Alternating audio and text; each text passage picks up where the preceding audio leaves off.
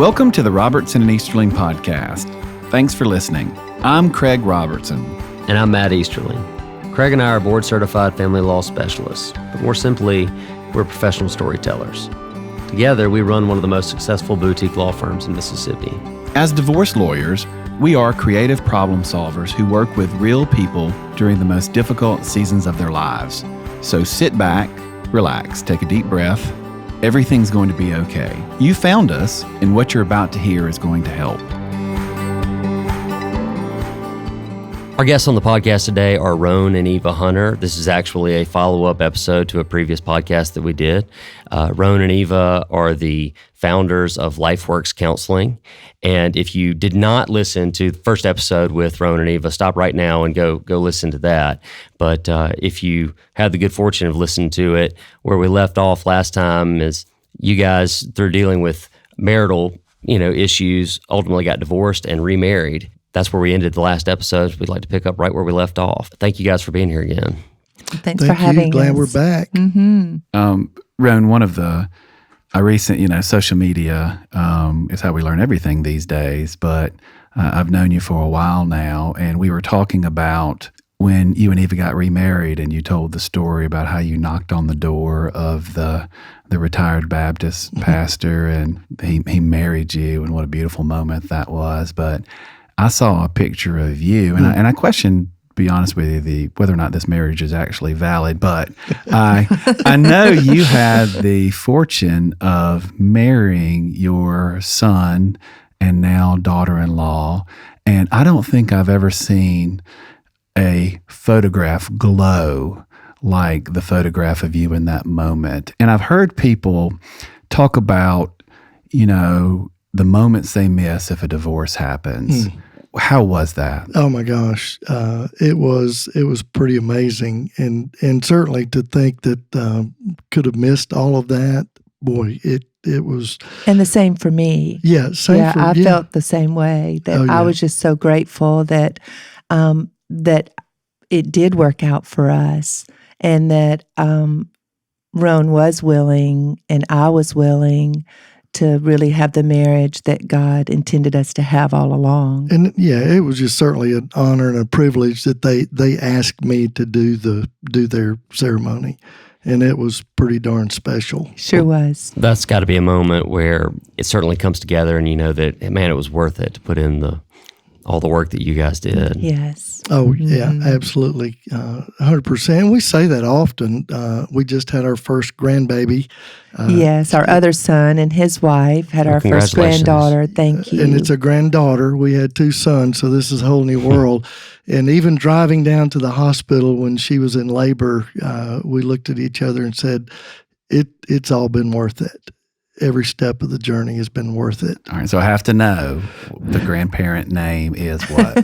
I'm Lolly. And I am Pop. So is it cool if we just call you Lollipop? That's great. So, yes, no, absolutely. Guys, you touched on something that I want to talk about, because I think that's part of the, and I talk to my clients about this. It's one of the hardest parts about grieving a lost marriage is honestly, your story is that hope of reconciliation is, nobody stands on the aisle getting ready to walk down to be married and thinks, oh, this is going to end badly.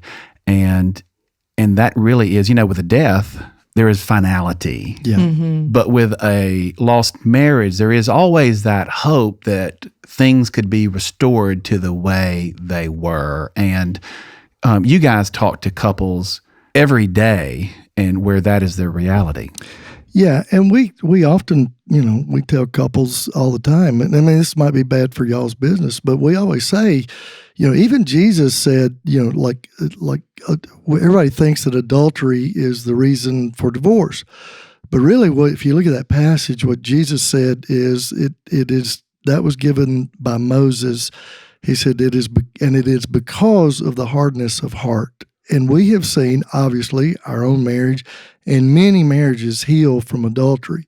So it's not the unforgivable, unpardonable sin, but it takes two willing people to really put forth the effort and to put that back together. But it's certainly doable. And while every relationship is different, I know that I always tell my clients that I see adultery as more of a symptom of a problem, Amen. a symptom of an Yes. already diseased marriage or relationship. That's Yeah. right. And, so if you're going to fix your relationship, you have to address whatever that underlying issue is. Mm-hmm. Oh yeah, and in our certifying body, we are even our CSAT therapists, which is it stands for Certified Sex Addiction Therapist, and we're supervisors. But our certifying body is the International Institute of Trauma and Addiction Professionals, because as you heard, if you listen to part one of our of the podcast, there's a lot of trauma in Eva and both of our backgrounds. And so Before we ever even met one another. Yeah, before we ever showed up in each other's lives, all that was in place. And so as you're saying, Matt, that those things were already in place, that disease of trauma was already playing out in our marriage. And any of the addictive type behaviors, acting out behaviors, are just, that's why we call it acting out. You're acting out of the pain and the hurt, all the stuff that you brought into the marriage with you, and it's just you're blaming the other person. Let's continue on in the story. So when we left off before, you guys had restored your life, restored your marriage, but these days you're working professionally with other couples who have had the same experiences that you have. So how did you get from there to here? Well, it only took us 25 years to begin practicing to do what we're doing today. However, we started early on just in a lay ministry setting, working with, I started working with men, dealing with sexual brokenness in various forms.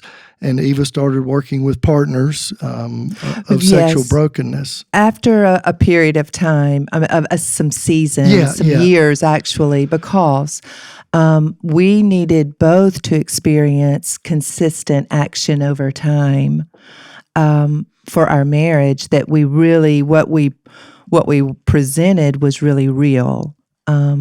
To other people, we no longer wanted to live this double life, even in our marriage, in our image. We all have that false self, and we really had to get to our true selves and live out of that, and do that consistently. Yeah. So that was a journey, to get to. And we had two small children. Our devotion was to raise them. Get them to be the men that they are today. Before we were, and I really thought we would probably be counselors when we were retired from our careers, our other careers. That's what she thought. That's what I wanted to get out of corporate world by the time I was 50, and I did. So, but yeah, it was a journey. I mean, we were always involved in support group ministry. That's right. And just through that, working with others, even before we kind of, I don't want to say got our act together, because we're still working on that. But as we just in our own growth, we just started giving back what we were learning along the way through our own counseling, and then we began our graduate work in Atlanta at Richmond University, and then wound up moving back to Mississippi in 2008, and then finished our counseling degrees here, and then started our private practice in basically October of 2012. You guys, let's talk about the process. So, Eva, you so eloquently talked about the fear and the emotion and the anger really associated with discovery. What happens when Eva Hunter, 1990, walks into Eva and Roane Hunter's office in 2020? Well, we really begin just to hear where they are and what do they want, where do they want to get to. We also highly recommend that they and we'll say to them, we need you to hang out with us for about a year. We're going to get you really involved in a healing process, a journey. We do have a roadmap, and we work together as a couple with the couple. However, we also split them up and do a lot of individual. I'll work with the wife, and Roane works with the husband. And then we bring them back together, and sometimes we separate. But that's really how we work. In our roadmap, the first thing we do is called Story of My Life. So it helps them, their questions that helps them go back and they begin to collect the dots, to connect the dots. What set me up to marry the man that I married, or the wife that I married, and what set me up to act out in the ways that I've acted out? Yeah, it's the process that we developed is just out of our own journey, because in 1990 we did not have any kind of a whole lot of direction. And one of the things that we know, because couples dealing with infidelity, and we put porn in that category because, and certainly as a man, sitting with wives when there's been, the discovery of porn, from an emotional standpoint, she feels as betrayed, oftentimes as if he has crossed flesh lines. Absolutely. And so we just that's all in the same category. And so the couples, when there's been the discovery of sexual brokenness, they are in a pretty severe crisis mode. And when you're in crisis, you really need a lot of direction, a lot of action steps in order to kind of stay focused on a process of growth and healing. And that's one reason we have what we call our couples roadmap of recovery from sexual brokenness. It's very deliberate, kind of a 12-step process that we take a couple through that gives them, it certainly gives them hope. It gives them action steps. It gives them tangible things in crisis mode, because it is severe emotional crisis. What's the key, Roane? What's the key to making that work? Because oftentimes we know that couples aren't on the same page. They're not both willing to put in the work. Maybe she is, maybe he's not, or maybe he is and she's not. What do you think is the key element which could create success for a couple in that regard? Yeah, the key element is always going to be the willingness on both people's parts to do the work. She's got her work to do. And as Eva said, and I'm using, there are women that are betrayers as well. But I'm just using, the man as the, acting out party and the woman as the partner. But she needs to be in a group of other women that have walked that same path. And research even shows that the brain heals when we're with people that have similar or like experiences. And that's why I'll just use the term, the addict cannot help in the partner's healing. They can help in the comfort of the hurt and certainly taking ownership and responsibility. But I think the key is the willingness, and then it is consistent action over time. That's what the partner has to see in order for her to begin to feel safe, not trust, because safety has to come first before trust comes. And it's all about her safety in the process. And that takes time. I hope you're enjoying our show. My name is Cassie. My job is to take care of the Robertson and Easterling clients. I love helping people. Listen, the lawyers in our office are some of the smartest people I know. I know that you're scared and emotional, and that's totally okay. But when the plane's going down, it's important to put your oxygen mask on first before you can care for those around you. Request a consultation from our website or just give me a call. Everything's going to be okay. I can't wait to meet you, but until then, sit back, relax, and enjoy the second half of today's show. Well, those people who are listening right now are hearing, I think, a lot of hope from you guys. Do you have any specific examples of couples, certainly not sharing any names because of confidence, that they've also recovered from this, or are you guys unique? Oh, no. We've had multiple, hundreds of couples heal. Yeah, we do. Not only just do we take a couple through the roadmap, we also have they're couples intensives, and these intensives are not just specific to like sexual brokenness. They're open to any couple, and it's a game changer when a couple comes and does one of our intensives. We do 2 of those a year. We bring in 2 therapists that are just nationally known and 2 of the best in our business. But the couples that have engaged in our entire process, and that would be our roadmap, that would be the couples intensives. I do men's intensives. Eva will do partners intensives along the way. And then along with the groups that we offer, plus our men's coaching weekends, we have the success rate of the couples that have done all of those things is somewhere in the neighborhood of about a 96% success rate. Wow, and that's just an informal tracking of the couples that have gone through over the 5-year period that we've had this process available. It's pretty amazing. Let's talk about sex. A lot of couples who are finding recovery from sexual brokenness, they have a hard time re-engaging with each other in that way. And, there is an idea in the law of condonation, and that is condoning bad behavior. And so we, as divorce lawyers, have to warn a couple, or not a couple, we have to warn people that, listen, I've heard what you have to say. We're not advocates for divorce. We're advocates for you. But I need to warn you that if you re-engage in a sexual relationship with your spouse, then you are running the risk of forgiving what you know. You certainly can't forgive that which you don't know. But I said, on the other hand, I'm a realistic person, and I know how important a normal sexual relationship is in a marriage. And so my question to you guys is, how do you balance that? Because, we have been designed, and sex is part of the design, but when there is betrayal around sex, that becomes, I would imagine, increasingly difficult.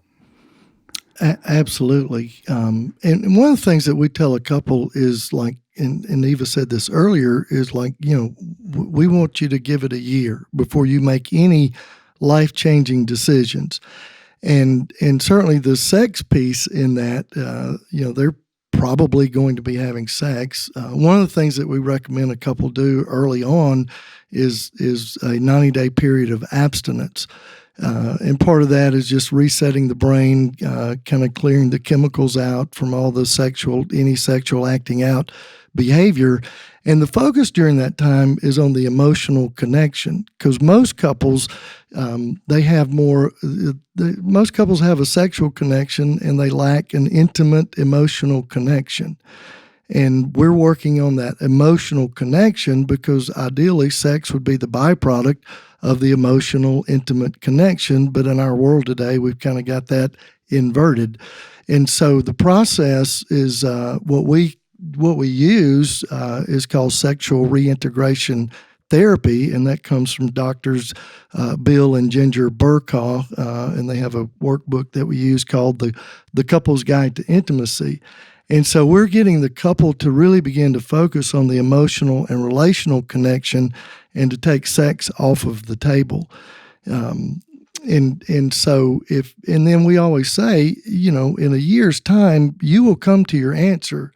And that answer is going to be dependent on the amount of work that the offending party is willing to do, and what you see them doing will be your determinant. If they're just if they're not all in, if they're kind of halfway working some like program of trying to do things different, then that's an indicator. That person needs to be all in and being willing to do whatever it takes in order to change the behaviors, in order to learn what intimacy is, true intimacy, not sex, and how to have a healthy relationship with another human being. Because ultimately, all of this comes down to attachment issues and not knowing how to attach in relationship with someone else. What advice would you give to somebody who maybe their partner is not bought in the process of reconstructing their relationship or fixing their relationship? So let's say the example is the husband is still Just kind of playing around with his addiction. He may not be having an affair, or he may not be, I don't know, looking at porn. Looking at porn. He may not be doing those things, but he's really not all in. Or maybe he has had a slip in one of those areas. The goal for the partner is to become a very well-boundaried woman. Like she knows, she begins to really work on herself and really value who she is and who Jesus says she is, that she's worthy to be with a partner who is faithful and who is honest. And when we say honest, we really move towards living a life of rigorous honesty. There's no more manipulation. There's no more hiding behaviors. There's no more running behaviors. And so we kind of define what does healthy look like and for both people. And then are you willing to live a life that's consistent? Well, and it's certainly the willingness is the thing, and that's like willing to get off of social media. One of the terms we use is like is snacking. The guys on Facebook and again, I'm using there's women that cheat as well.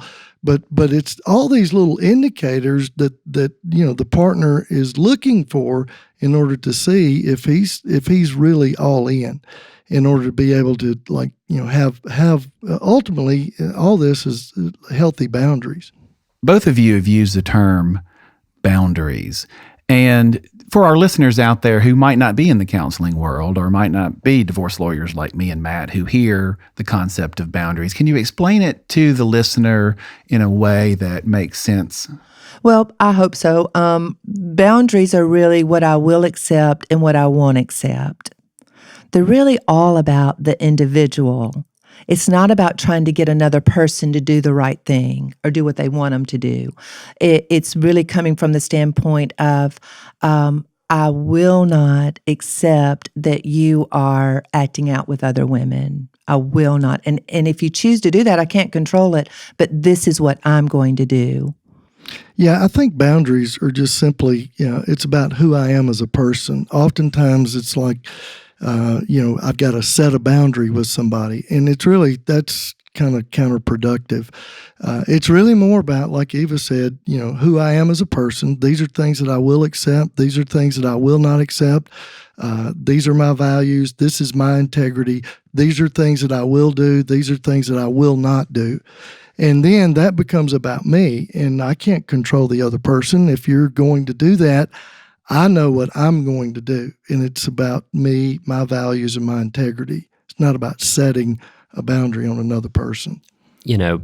Throughout this conversation, we have kind of, it's been framed as one spouse being the bad actor and another person being the maybe victim, for lack of a better word. Mm-hmm. Of course, I always tell people there is no such thing as a perfect spouse. There isn't anybody that is free from all blame. But sticking with that framework, what does the person who is the victim, who has had this happen to them, for lack of a better word, what do they need to know or expect or be willing to do in order to really fix the relationship? So if the bad actor is all in and they're doing everything they can to fix this, the victim also has to have, a willingness to move forward. What do you tell those people? Well, they just have to do their own work and begin to focus on themselves and where did they come from, what has happened to them before the marriage, in the marriage, what is it in me or in that person that has set them up. Let me say it like this. If I had been a healthy, whole person, I would not have married Roane. You would have run for your life. And if he had been a healthy, whole person, he wouldn't have married me. So we have to figure out, work on, where did I come from? What has affected me? What set me up to be in a relationship with someone who is an addict? Yeah, we say that brokenness meets brokenness. We are equally broken. It's kind of one of the laws of attraction. We call it familiar love. It looks different. Eva's brokenness certainly looked different than mine, but if we could scale it out, it would be equal, because what we always say is like water rises to its own level. So Eva had her brokenness that she needed to work on, and obviously I had mine that I needed to work on. And that's the work, and that's the growth. And there's a difference between, certainly a betrayed partner is a victim. She's been victimized. She's been victimized. However, there's a difference between a victim and a victim mindset. And if the other person is willing to go all in and they're doing the work, then, chances are, I mean, even if they get divorced and this guy, and again, using the man, if he's all in and she kicks him to the curb and goes and marries another guy, well, do you want the known or do you want the unknown? And so if somebody's willing to do the work, then that's where each person wins. Well, does that have to involve like a true element of forgiveness and in order to work back to building that trust? Yes. And, forgiveness is a process. There's really two parts to forgiveness. The first part is, yes, I can forgive you. I want to move forward. Now, the second part of forgiveness is working through the impact that this has had on me. And we like to tell people that, once there is a discovery, once something happens that blows up their routine, their normal, at that point it becomes a little bit about information gathering. And that's what we're hoping to do in this podcast, is just give people options, give people different opportunities for what the journey ahead of them looks like. Matt and I don't encourage people to get a divorce. Quite frankly, it's none of our business whether or not they decide to get a divorce or whether or not they move toward reconciliation. But we like to tell people there's nothing wrong with arming themselves with information. And Eva, I think you have pointed out that there's nothing wrong with setting clear boundaries as well. Is that true? That's true. Craig, I do want to comment on one thing that you said. You used the word setting boundaries. And I would just correct that. And it's more about having boundaries. Identifying your boundaries. Right. The boundaries come from within, not from some external source. That's right. Right. Well, guys, we did it again. I could talk to you for hours and hours, and thank you so much again for spending time with us. But I don't want to end the episode without giving our listener an opportunity to connect with you guys. Roane, what's the best way they can do that? Yeah, our website is the easiest way, and our website is lifeworksms.com, and LifeWorks is all one word.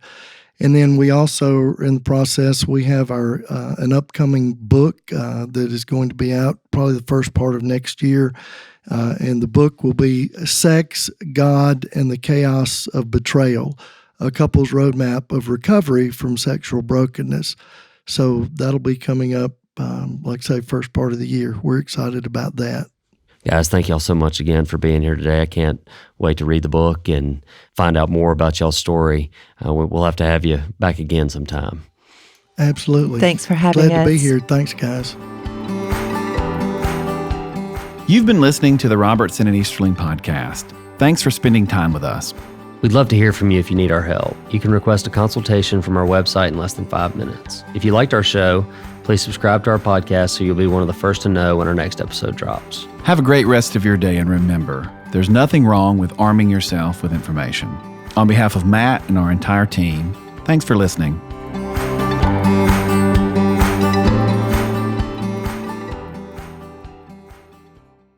This podcast is not a substitute for an attorney. All information is provided as a general reference and public service. Listening to this podcast does not create a professional relationship with Robertson and Easterling or any of its attorneys or guests. This podcast may be considered advertising under applicable rules, and therefore free background information is available upon request. For a full disclaimer, please visit our website, www.robertson.ms.